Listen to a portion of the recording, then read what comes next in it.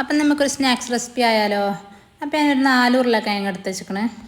ഞാൻ നല്ലോണം തൊലി കളഞ്ഞ് കഴുകിയിട്ട് കട്ട് ചെയ്തുകൊണ്ട് കുറച്ച് വെള്ളം ഒഴിച്ചുകൊണ്ട് കുക്കറിലിട്ടുകൊണ്ട് നല്ലോണം വേവിച്ചെടുക്കുക. ഞാനതൊക്കെ ഗ്യാസിൽ വെച്ചെടുത്തു. ഇനി നമുക്ക് 2-3 സവാള എടുത്തുകൊണ്ട് ചോപ്പ് ചെയ്തെടുക്കണം. ഞാൻ ഈ ചോപ്പറിലിട്ടുകൊണ്ട് ചോപ്പ് ചെയ്തെടുത്തേക്കാണ്. കട്ട് ചെയ്ത് കൊടുക്കട്ടോ. ഞാനതൊക്കെ നല്ലോണം ചോപ്പ് ചെയ്തെടുത്തുകൊണ്ട് അതൊരു പാത്രത്തേക്ക് ഇട്ട് കൊടുത്തു. പിന്നെ അതൊക്കെ ഒരു 4 പച്ചമുളകും കുറച്ച് മല്ലിച്ചപ്പിൻ്റെ ഇലയും അരിഞ്ഞിട്ട് കൊടുക്കുക. അപ്പോൾ ഇത് നമ്മൾ ഗ്യാസിൽ വേവിച്ചെടുത്ത ഉരുളക്കിഴങ്ങ് ഉണ്ടല്ലോ, അതൊക്കെ നല്ലോണം വെന്ത് വന്നിക്കണ്. അതൊക്കെ നമുക്ക് വേറെ പാത്രത്തേക്ക് കോരി മാറ്റാം. ഇത് നമുക്ക് നല്ലപോലെ ഉടച്ചെടുക്കുക.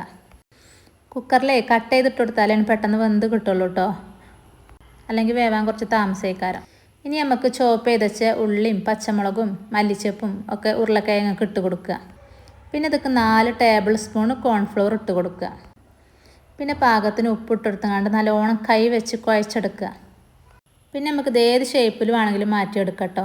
ഞാനിത് ഓരോ ബോൾസാക്കി കണ്ടാണ് മാറ്റിയെടുത്തത്. അങ്ങനെ ഫുള്ള് മാവും നമ്മളങ്ങനെ ബോൾസാക്കി മാറ്റിയെടുത്തു. നമുക്ക് പൊരിച്ചെടുക്കാം. അപ്പോൾ ഒരു ചട്ടി കടുപ്പത്ത് വെച്ച് ചൂടായപ്പോൾ ഞാൻ എണ്ണ ചൂടായപ്പോൾ ഞാൻ ഈ ബോൾസ് ഓരോന്നാക്കി അതിൽ ഇട്ട് കൊടുത്തു. അങ്ങനെ അത് തിരിച്ചും മറിച്ചൊക്കെ ഇട്ട് കൊടുത്ത് കണ്ട് നല്ല ബ്രൗൺ കളറാകുമ്പോഴാട്ടോ കോരി മാറ്റേണ്ടത്. അധിക സമയമൊന്നും വേണ്ട കേട്ടോ. അപ്പോൾ കണ്ടോ നല്ല ബ്രൗൺ കളറായി നമുക്ക് കോരി മാറ്റാം. അപ്പോൾ നമ്മളെ ഈസി സ്നാക്സ് റെഡിയായി. Thank you.